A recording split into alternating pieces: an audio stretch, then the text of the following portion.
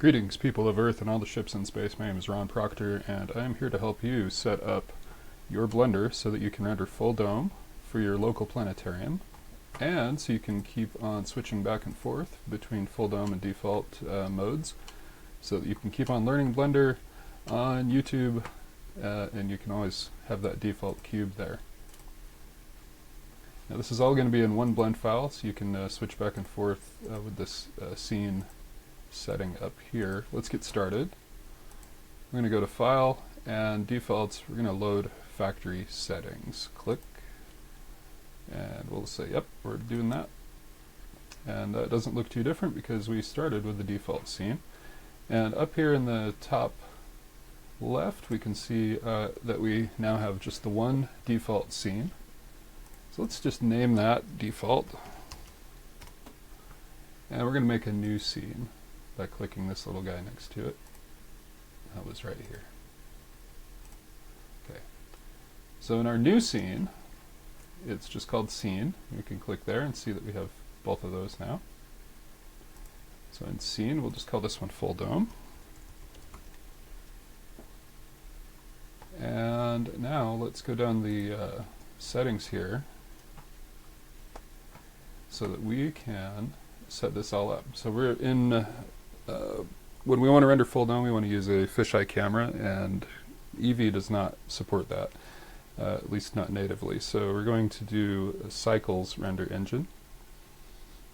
And I'm sticking with a CPU on my device, although if you have a GPU that you can render with, you can get that set up right here. That's where you would click that. On this device, I need to stick with CPU.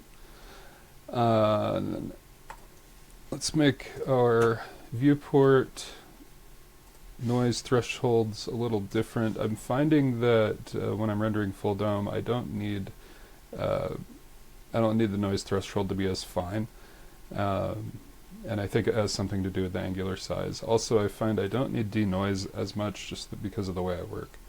I do like to use path guiding. And let's see if there's any other stuff in here that I want. Nope.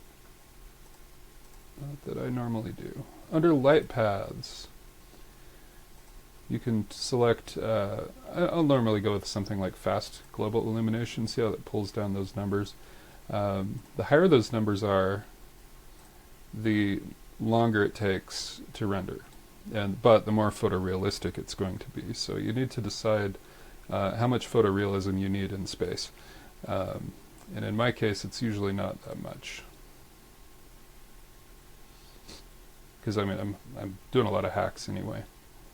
But that's where you go to make those adjustments. Under, let's see, volumes, we'll leave that. Motion blur, this is where you can turn that on if you want to use it. Under film, we can turn on transparency if needed. Under performance, I like to use persistent data unless I have a reason not to. And now let's go to the output settings. The output size, when I'm drafting, I'll usually work at 2K. And I usually use powers of 2 here unless I have a reason not to. The reason for that is tradition, I guess, in my mind, and efficiency. There may be some efficiency still, just depending on how your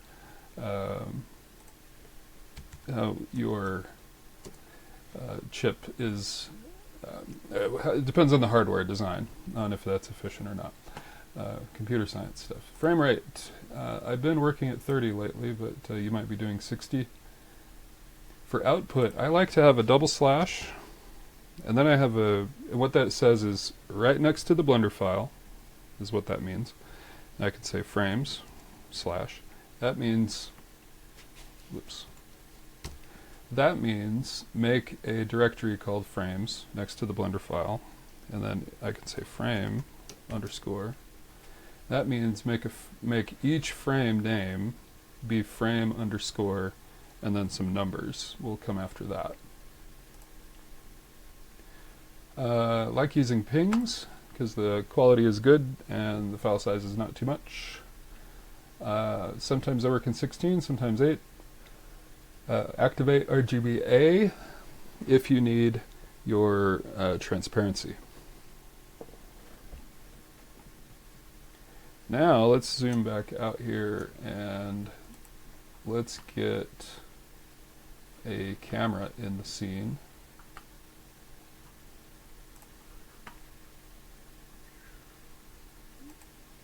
And file, or not file new, but we're going to add. And we're adding a camera. Cameras come in oriented to the whatever view angle you were at. So we can go here. Let's point it straight up.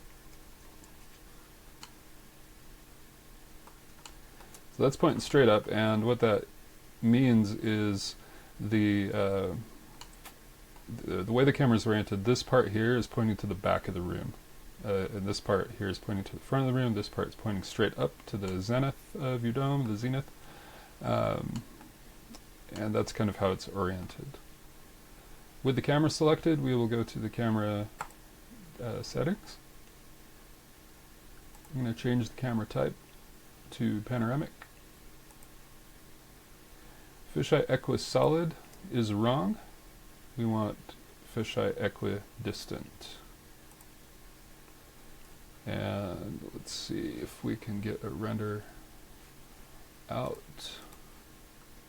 Oh, it's all black because I don't have a world set up. Now I do. So fisheye equidistant renders to the edge, which is what we want. Fisheye equisolid, for whatever reason, does not do that. So let me just show you. If you got your renders coming out like this, and they're not going to the edge, then you've got the wrong camera selected. You need to make sure it is fisheye equidistant. Very good. Okay. Then your world settings, that's like a whole nother video, but you can go over here and change your background color. I'll tend to make mine black, or I'll take and make that into an environment texture of some kind. Maybe I'll go download the star map from NASA. This is the NASA Scientific Visualization Studio Deep Star Map, and you can search that up and find it and get a beautiful map to surround your scene. Then once you're in camera view, you can see how that looks in, and you've just made yourself a planetarium. Right. Anyways, let me know if you have questions. Oh, I better show you how to make sure you save your defaults. Let's say you get this the way you want. Let's save our default settings. I'm going to save startup file.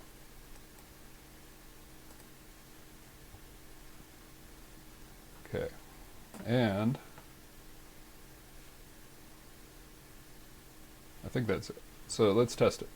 If I close Blender and don't save, because I did save my startup file, I think. Let's check. Come on, Blender, where you at? There it is.